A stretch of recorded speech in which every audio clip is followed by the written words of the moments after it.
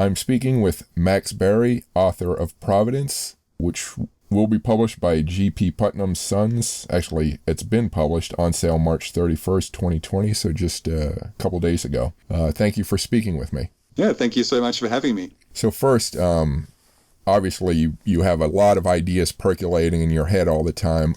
How did the idea for this novel rise up from the rest and get written? Yeah, well, that is a really accurate description of how it actually works for me, because starting a new book is very much just me writing down any sort of interesting thing that comes into my head, any idea, and just exploring it through a few scenes and then reworking until it either turns into something useful or it dies and I never look at it again. So with Providence, I remember the very first idea for this was the idea of a book where there would be four people in some sort of battleship engaged in some sort of conflict. But because it was the future, there would be no role for them. The ship itself would be so advanced that it would take care of everything, and the crew wouldn't really have a whole lot to do. And then at some point, this amazing technology, which they had relied upon, something would begin to go wrong with it, and they would have to face a new scenario where they were actually required to do the kind of job that they had been imagining and dreaming of and kind of hoping for in a way the whole time they were on board. So that was the really basic idea for it. It came out of my love of classic sci-fi, especially these sort of really golden age sci-fi novels that I read a lot of when I was a teenager. I loved Larry Niven novels, Philip K. Dick, especially his short stories, where there would be this, they would be 8 pages long, but you would be thrown into some sort of interstellar conflict with humans fighting with other humans. Also, there would be an alien threat. And I just, devoured so much of that stuff as a kid that in the back of my head, I'd always wanted to go back and revisit that kind of universe and tell a story that would be, in a way, a kind of very old school sci-fi story of a human response to an alien first contact, where the aliens turned out to be tremendously hostile. But it would also be new in some sense, because I do tend to write different books. I tend to have an idea for something and just pursue it because I find it interesting. So I found a way into this book where, okay, there would be these four people who were on this ship for different reasons. The ship would be representing humanity's best hope. The war that they were fighting would have larger questions around it, which we could explore. And so, yeah, that was it for me. I wrote in a very chaotic style for a while until I actually managed to find a way in which the story started to feel right, and then I could write it with more confidence and explore more about it. But it began with that initial idea, and it was kind of based on the thought that wars of the future will have less and less to do with wars of the past. In that, first of all, we are valuing human life much more highly than we used to. We would never tolerate another war where we're just throwing millions of human lives into trenches in the way that happened in World War I. And we are using technology to protect us from that. We are using drones, we are using computer-guided ordnance, and all of this stuff that doesn't require risking human life. So the conflicts of the future, I thought, will be very much like that. The loss of any human life would be tragic in a future war. We would be using technology which is far superior to what humans can do in a lot of cases. We certainly won't be having humans aiming guns and shooting guns and possibly even making decisions about how to respond to the enemy. So I wanted to take that old school concept and place it in a more modern context.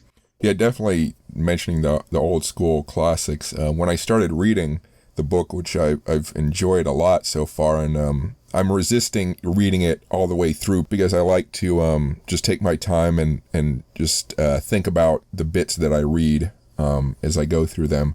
But as I started reading, I thought of Joe Haldeman's The Forever War, in that you have you're really looking at how this situation is affecting the characters, and you do have this magnificent tech, sci-fi tech in the background, so to speak, in the foreground also, but more in the background, and the characters take center stage. So yeah, I was definitely feeling that and like that part a lot. With the various scientific ideas and social ideas you do explore in the novel that you've mentioned, how much of a plan did you have on what to discuss, and how much grew out as you were writing, as you were exploring this world you constructed? Yeah, I think for any author, we have our own little set of things that we find interesting. So for me, no matter what story I'm writing, whether it is a science fiction story that involves aliens and spaceships, or whether it's a corporate workplace satire, or whatever it is, the interesting part for me is how the people are interacting with each other, who they are, the relationships between the people, and how those relationships are threatened, how they persuade one character to do something that they might not otherwise do, and especially how they change, because the change in any book, any story, I feel like change is the key component of it. That no matter what we're talking about, we're really looking at how something might change, or how it is threatened by change. So I find just how people interact with each other to be a core part of any book I'm writing. And with Providence, which is, it is set in the future, so there is a bunch of new technology. There is a mysterious enemy that we want to find out more about, but those things are not upfront for me. Upfront is the people and the choices they're making.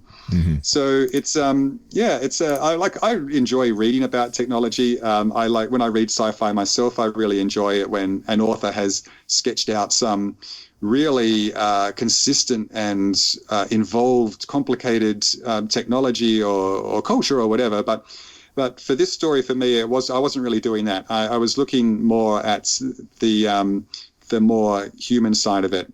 So I am interested in getting into a particular theme, and in this case, it's this theme of conflict and what basically I like to drill down into that theme into a deeper way. And so I was curious about how the situation that their characters find themselves in is similar to what we're all doing in our everyday lives without possibly even realizing it.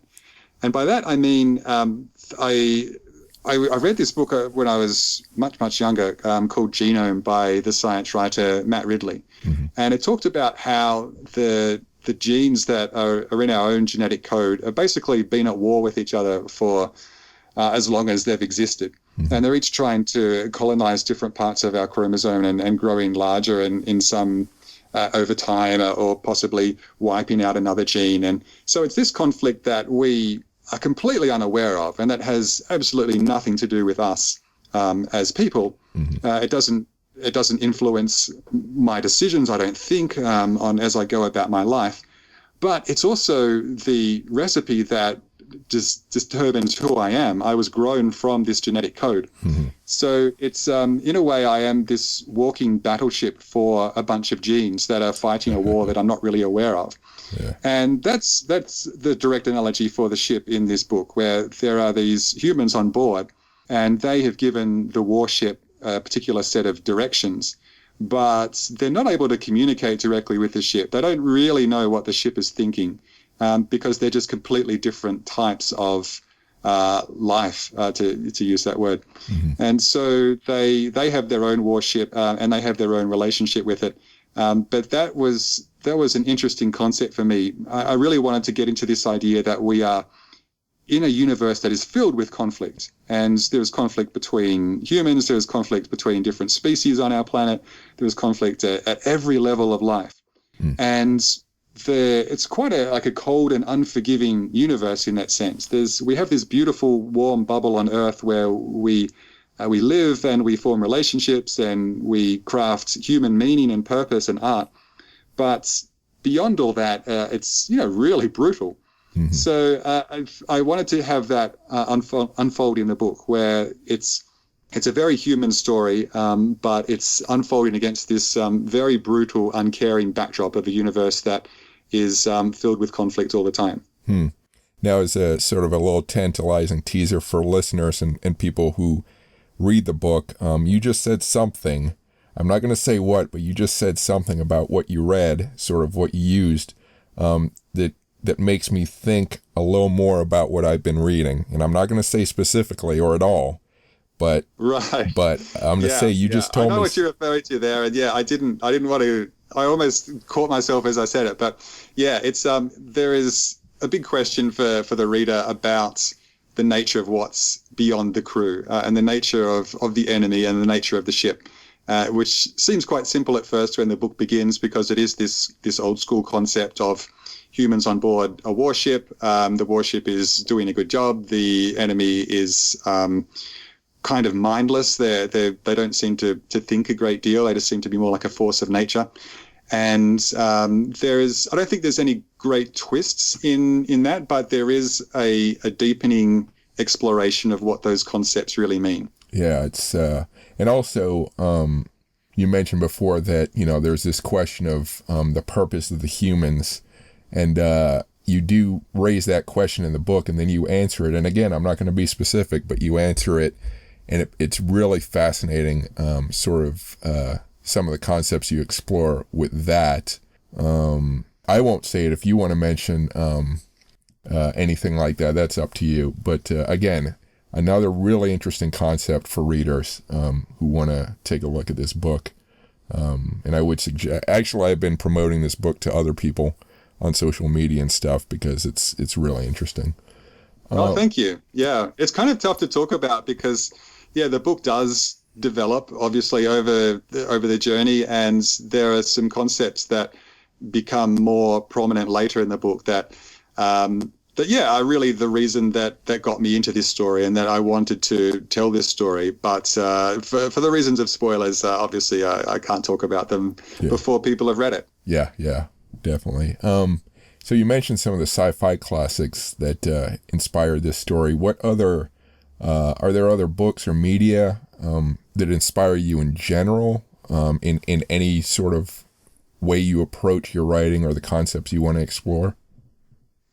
For Providence, I think it's probably really relevant that I was born in 1973. So Star Wars came out in 1977, and I was part of that Star Wars generation, which was tremendously influential. I had so many Star Wars figurines as a kid and would just make up stories involving all the figurines with my friends. So that was a great time to be a kid and a sci-fi fan, because there were Battlestar Galactica on TV, and there was I was probably a little bit young for Blake 7, but it was there was Doctor Who. There was a lot of TV and film about the amazing possibilities of a science fiction world, and part of that was the technology, and part of that was the culture, that like the culture of the other races we might meet out there. If we met alien life, what must it be like?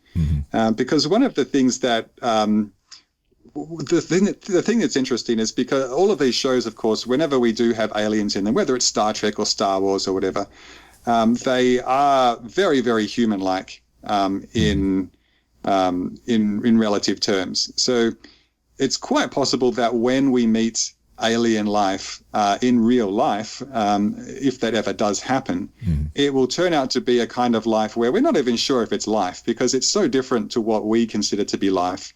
It doesn't really meet the same parameters.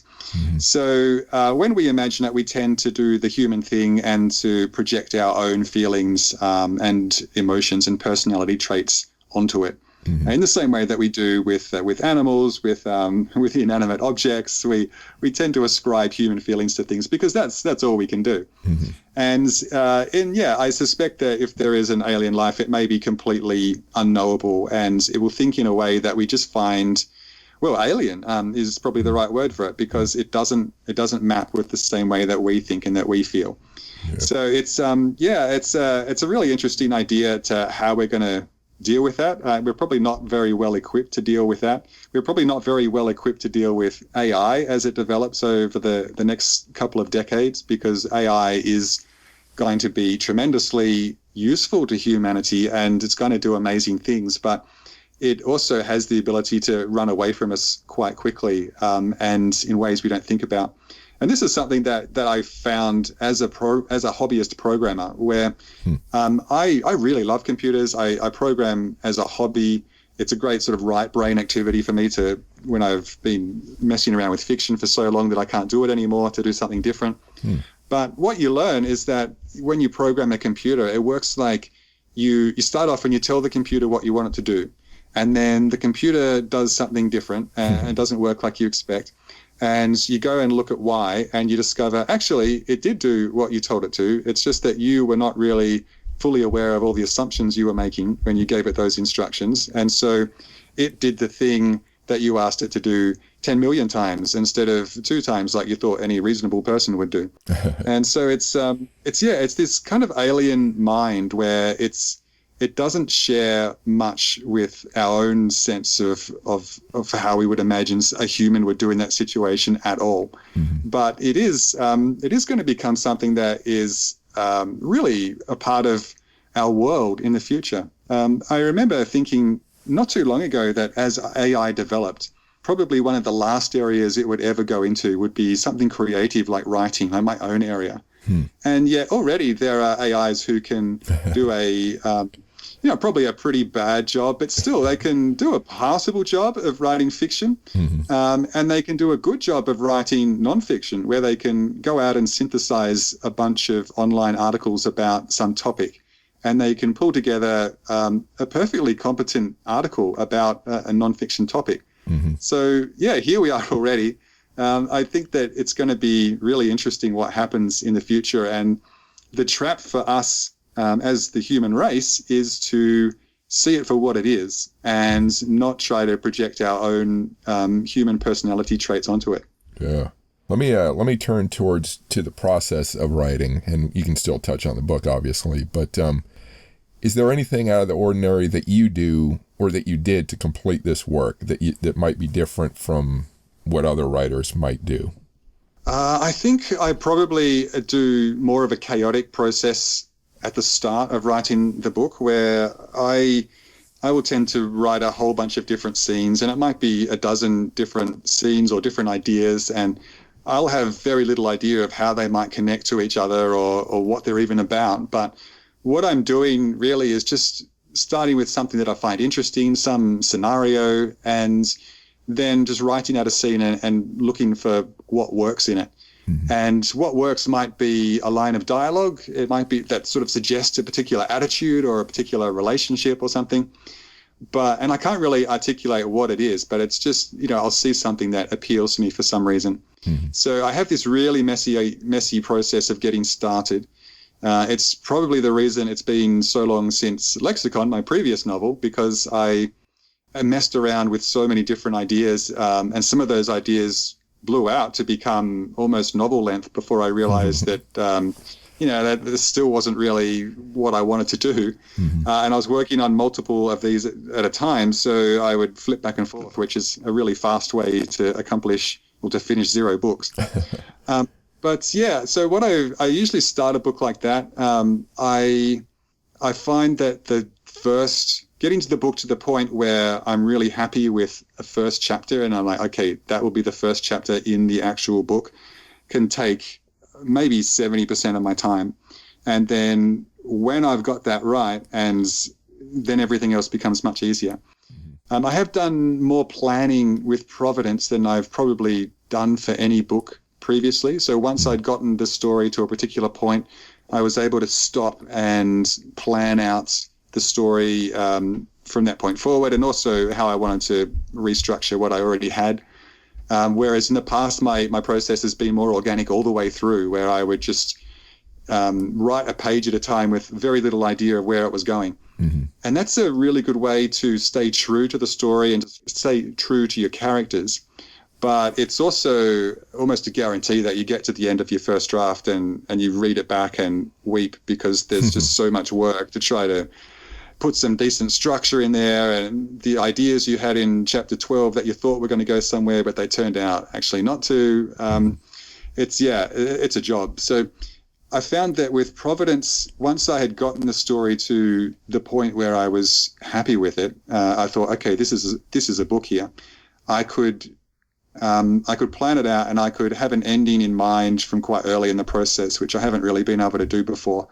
And that was really satisfying. So yeah, it's really chaotic. My writing process from a sort of a nuts and bolts point of view is that I always try to put myself in a good mood where I'm excited about writing. I never try to force myself to write, because I find that I can write a lot of words like that, but they will be bad words that I'll need to delete later. So it's always better for me to not force myself to write, but rather to just put myself in a good frame of mind where I'm writing what I want to. This is a job where sometimes people think that I must have a lot of self-discipline to go and write every day, and no one's watching over my shoulder to see if I'm actually writing words. But I found that self-discipline is not all that helpful. And that, like probably I suspect most things, that when you're working on something that you honestly love and that you're just genuinely motivated by the curiosity to explore that idea and to build it further and to do it because you want to, then that's when it all works, and it comes out much better than it could have if you had forced it. So yeah, my process is pretty unstructured, I guess, from a day-to-day point of view, but writing novels is what I love to do the most. I found that even when I had a real job, that the best part of each day was when I could sneak away and write a couple of hundred words of my novel and build this thing that was going to be there forever, regardless of whether anyone actually read it. Just the fact that I was building it, I've always found that really satisfying from a creative and emotional point of view. It feels like the best part of my day is when I've actually built some good part of a book. So yeah, for me, it's got to be about following the joy and writing, even just on a day-to-day level. If I'm writing something and I'm enjoying what I'm doing, then I will do that. I will very rarely force myself to go in a different direction to just what feels right for whatever reason. So you mentioned the programming and this other previous job. What other non-writing work have you done that's influenced how or what you write? Yeah, so as I mentioned, I have been messing around with computers since I was very young, and it's I found that I sort of ended up in this world where that's actually really helpful, because when I started, only the geeks were working with computers, right? It was just the computers were not really a common part of the world. Right. And now, if you actually can program computers, you can make websites, and you can do a lot of things that are really important for someone who is trying to work as a sole trader. So I do build websites. I'm into Australian rules football, so I have a website for Australian rules football just as a hobby. I've created a couple of online games, the most popular of which is called NationStates, and it basically happened because my first novel, Syrup, was I went into that with a very naive point of view, where I kind of assumed that the next thing that happened after you got your book published was that you became a bestseller. And I discovered that actually, in reality, nobody buys books by authors they've never heard of. And that's what happened with Syrup. Nobody had heard of it. It does seem to me that people who have read it have really enjoyed it, but nobody's heard of it. So with Jennifer Government, my second novel, I was resolved to make sure that I would do something to at least make people aware that this book existed. And then, they could make up their own minds about whether they wanted to buy it, but I would put it in front of people somehow. So I had the idea of creating this game where you could make up your own nation, like a virtual country, and you would be faced with a series of dilemmas about what sort of laws you wanted to pass in that country, whether you wanted to make it into like the world in Jennifer Government, which is ultra-capitalist, rah-rah free market, or if you wanted to make it into a socialist totalitarian state, or whatever you wanted to do, you would be able to do it. And this turned out to be really popular. It's probably I'm better known for that game among high school students and political science majors than my books, I'm sure. And it was because basically I had been messing around with computers since I was young, and so I knew barely enough to be able to do that. And so with Providence as well, I wanted to make something similar, so I made up a little a game that you can play that where you're on board a Providence ship and you're interacting with the other characters. So anyone who's interested in checking that out can go to providence.training and play that little game. Gives you a little taster. So yeah, that's something that I find, it works for me as it helps to promote the books, but it's also something that I just find enjoyable. I like building things no matter what they are, and building things with computers is just a fun part of my day. That's pretty cool. Yeah, I like that. Were there parts of Providence that you ended up having to take out that maybe the editors prompted some changes, or were you free to do what you wanted? There is a ton. Every book I write has so much that doesn't make the final book. With Providence, for sure, I had, I'm trying to think how much I can say about this without spoiling, but I had tremendous amounts of, like, the first version of this book was written from the point of view of Gilly, who's one of the four main characters. And it was like first person, and it was the whole thing was about his journey. And the story was quite different, and Gilly ended up going to a salamander, which is the aliens, a salamander world, and the aliens were quite different at this point in the book, and exploring more about that. So I had all of this stuff and exploring the other cultures, which was kind of, I think, a throwback to the books, the Tripod trilogy by, I think it's John Christopher. Just an amazing series of books that I read as a kid, and are about these tripods that take over. And in the third book, this character gets taken back to the alien dome and gets to interact with this alien culture. So it was probably inspired by that sort of idea. And that didn't really make it into the final book, but yeah, it's a real process of evolution for me, writing a novel and figuring out where the real story is and what's the journey that we're actually going to be following here. So I have probably for Providence maybe like 50,000 words of stuff that didn't make it into the book, and that's pretty typical, or even a bit less than typical for me of what I have in my notes file that doesn't make it into the final book.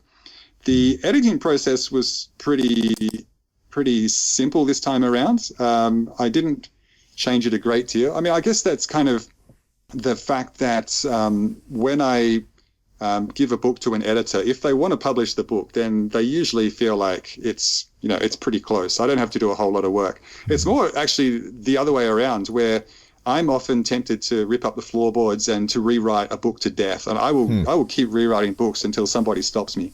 So it's with the editor is often not forcing me to rewrite stuff so much as restraining me from doing so. So let me ask perhaps a couple whimsical questions.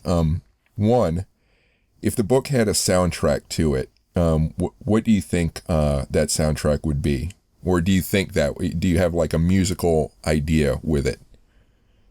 Yeah, that's a good question. I actually have two parts to this, because a friend just sent me this song.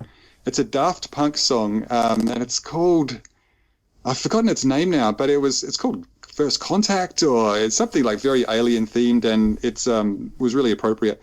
But what I was listening to a lot of when I was writing Providence was orchestral dubstep or orchestral electronica, where it's got a lot of strings and orchestra kind of music in it, but it's also sort of taken to an electronic place by whoever's been mixing it up. So it's got this big brassy feel to it, but it's also like I listen to a lot of electronic music as well, but especially stuff with a really strong deep beat, and I find that that's good writing music for me, because there are no lyrics to it, there's no vocals, so I'm not distracted by someone shouting words in my ear, but I am put into a good mind space by just the swelling of that sort of music.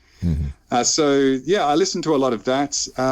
I listened to, my daughter was in this choir for a while, and I went to a performance that they did where it was a really good little choir, just 12 of them. The kids did a great job, and she was singing, was it Jean Moulin? I've forgotten the actual name of it, but something about I Tilt at Windmills, and it was an arrangement where It was high at the same time. There were low power was going on, and it just got me in mind of these different levels all moving together. And that was a theme that I felt really attached to in the story, where there was something happening at the very human level and the individual level, but there were also bigger wheels turning in the background that were all connected. And that was just a great place for me to be.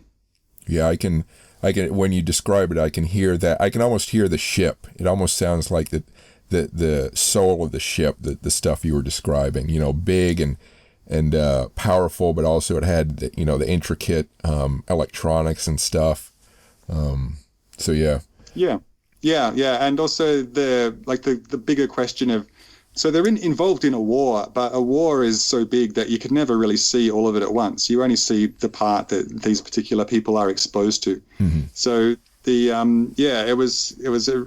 I liked the idea that there was this grand movement happening in the background, and also a kind of universal movement happening where we are all individuals who are connected by our part in this wider conflict that is just the nature of life, that all life involves conflict.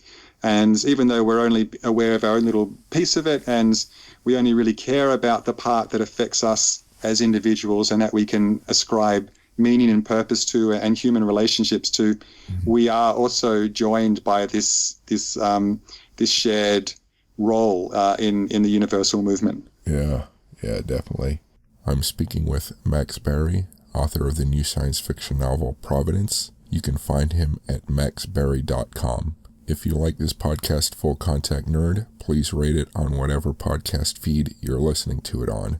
Please also like, comment, and follow on my website, chrisalvarez.com or fullcontactnerd.com. You can also go to YouTube under Chris Alvarez, on Instagram at Chris Alvarez Sci-Fi, and on Twitter and Facebook at Chris Alvarez FCN. If you like military history, please check out my podcast, Military History Inside Out, also at warscholar.org. If you like outer space exploration and commercialization, please check out my podcast, Spacewalks Money Talks, also at spacewalksmoneytalks.com. Now back to the podcast. And the other whimsical question, when you were young, was there any power, technology, or a fiction setting you yearned either for or to be a part of? Yeah, the big one was, so I had a Commodore 64, which was a little home computer, and there was a game for it called Elite, which has actually been released in a new version for different machines now. But back then you had to fly this little ship, which was, the graphics were just laughable, of course, because it was the probably late 70s or early 80s. And you had to fly this ship. And the great thing about it was that it implied there was a really big universe full of other cultures. And so you would buy supplies at one ship and you would fly somewhere else, and it would be that different outpost would be run by these different humans, probably very Star Trek-y in that sense. And then you would meet all these other ships and you wouldn't really know what they were doing. They were just going from one place to another. And my best friend Freddie and I used to just dream that one night this Cobra Mark III spaceship would land in our backyard, and then we would get to go into it and fly off to that sort of world. So that's the sort of thing that I was dreaming of back then. Yeah, I played Elite. That was a pretty mesmerizing game. It was amazing, wasn't it? Yeah, there wasn't a lot to it, but it implied so much. Well, it really let your imagination go wild. It didn't put you on a specific path. You were just kind of in charge of your own gaming life, so to speak. Yes, exactly. Yeah, I haven't thought about that game in a little bit. All right. I know that you don't like talking about your next writing project. I saw that in the publicist paper, but I'll ask this. So with your current writing, are you and your muse getting along as you pursue your current project? Yeah, that's a very, very delicate way of asking that. Yes, thank you. Look, the thing is, I do always want to talk about what I'm writing on, but I've got such a terrible track record, because what happens is I always try to delude myself into thinking that whatever I'm working on is the greatest piece of literature that has ever graced the earth. Because I find that unless I'm in that headspace, then I'm not as committed to the book as I need to be. And if I believe that this is the greatest thing ever, then I really let myself fall in love with it and become infatuated with the draft, and then I can just dive into it with the confidence that you need to write a novel, because you do need just ridiculous amounts of confidence to write a novel. You need to believe that this thing that you're working on for week after week, month after month, possibly year after year, is going to be appreciated by other people at some point in the future, and they're going to believe what you're doing. Mm-hmm. So, it's not something that you can sustain with a rational mindset. You do need to have a good, healthy dose of delusion in there. Mm-hmm. So I find that occasionally I'll get to the end of a first draft and I will be flush with that delusion, and I'll immediately start like talking about it. And then whenever I've done that, it has just turned out to be the worst decision, because I then start to show the book to other people, and I realize that once the scales of love, fall from my eyes, maybe it's actually not the greatest thing ever after all. And maybe, in fact, it shouldn't even be published. So that has happened a couple of times. This time around, right now, I have finished the first draft of what I think will be my next book. My editor has, I think, accepted it. So I think it's going to be published. But even so, I just have such a terrible track record here. I'm going to not mention anything more about it. Okay. Except to say that it's a different kind of story. I always like to go somewhere different. I kind of what happens after I finish that first draft and I start to rewrite it is I try to adopt a more rational mindset. So I fall out of love with the draft. I try to attack it pretty objectively. And then by the time the book is actually published, I've rewritten it and reread it so many times that I'm heartily sick of it. So I always feel the need to go do something different when I go on to the next book. So with the one after Providence, I'm really hoping, first of all, that it's going to be soon. It should be 2021, I hope, not a big gap like has happened between Lexicon and Providence. But it's not a sci-fi story in the sense of spaceships and aliens, but it is science fiction in that it deals with the modern world, but slightly tilted. There's a major difference to it, and which puts people in interesting situations. So I hope that will be next. When you write, do you feel more motivated by things within your personal life or things that are affecting society? What's the balance there, or maybe there's not any difference for you? Yeah, that's a good question. Probably the second one. I do always try to relate what's happening to the people in the story to wider questions of what's happening in society and to the world around us, or in the case of Providence, just to who we are. So yeah, it just feels like a story. Like I started off writing satires, so they were very much concerned with reflecting some part of society. And as I've moved away from satire and gotten more into stories that just are themselves and not trying to satirize something else, I have dropped that to a degree, but it's still important to me to tell a slightly universal story, in that it has, hopefully when you finish reading one of my books, you feel like it's been a good story in its own right, but it also leaves you with something to think about the way that you might look at some aspect of your own life or the wider world. Mm-hmm. So is this the point where future English historians say that Max Berry entered his serious stage as less whimsical? Yeah, my serious stage. Look, I haven't done a satire for a few books. I think probably Company was the last satire I've done, and that was about 2007, I think. Mm-hmm. So yeah, it's been a while. I am glad I moved away from that, because the world became so ridiculous since then that the challenge for satire, and the fun part of satire, was always taking some thing that was present in the real world and then stretching it until it became really ridiculous, and yet it was still so connected to the ordinary thing that you could see it was a logical development. Mm-hmm. And the world has become so crazy and so stretched in reality that I don't know what you do if you're a satirist today, mm-hmm. because whatever far-fetched scenario you can come up with seems at once not ridiculous enough and also implausible. It's like there's no more space to go beyond what's currently happening and make it more so. So Yeah, I don't think it's a great time for satire either. We're in the middle of a global pandemic right now, which has transformed the world into a very science fiction-y kind of place. It's starting to feel a little bit post-apocalyptic already. Mm-hmm. So it's probably a good time for stories that are less satiric and more just will take you somewhere else, I think. Yeah, this current situation makes me wonder how these late shows with comedians and stuff can even deal with it, because we're sort of past humor in a sense. Not necessarily. Well, I do think that humor the black comedy is something that I've always enjoyed, and humor I try to put in all of my books. Mm-hmm. I think we can still, like, humor is really important. Even in tragedy, humor is important. Mm-hmm. It's more just the satire that is slightly less tenable, at least for me. Other people will do it well, but for me, it's not an area that I really want to explore as much as I used to. Mm-hmm. So where can people find you online? You mentioned the game site. I think you said providence.training. Yes, that's right. And I'm at maxbarry.com and also on Twitter and Facebook, but those links are basically on my site. So, I have a website that's been going since probably the late 90s. It was a hive of activity probably 10 years ago when I was blogging regularly.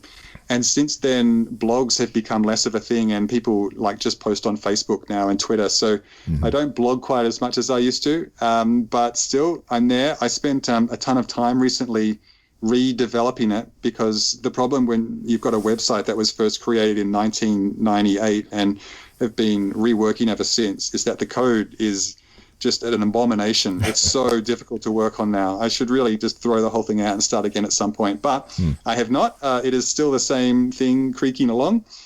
So I did rework it so that you can look at it on a phone and it actually looks kind of okay now, instead of as it was before, not. Yeah. That's where you can find me. All right, that's all the questions I have. Do you have any final thoughts or words? No, I think we covered it really well. Thank you very much for having me. Oh, thank you very much for speaking with me. Thank you for listening. You can find more interesting information like this on chrisalvarez.com or fullcontactnerd.com. You can also find the podcast on your favorite podcast feed under the title Full Contact Nerd. That includes Apple Podcasts, Stitcher, and Spotify. Please remember to rate this podcast. It really helps. We're on Instagram at Chris Alvarez Sci-Fi, on YouTube under Chris Alvarez, on Facebook under Chris Alvarez Full Contact Nerd, and on Twitter at Chris Alvarez Full Contact Nerd. Don't forget to sign up for my weekly newsletter where I recommend newly published books. The subscription box is on my webpage. Thanks for listening, and keep imagining the past, the present, and the future.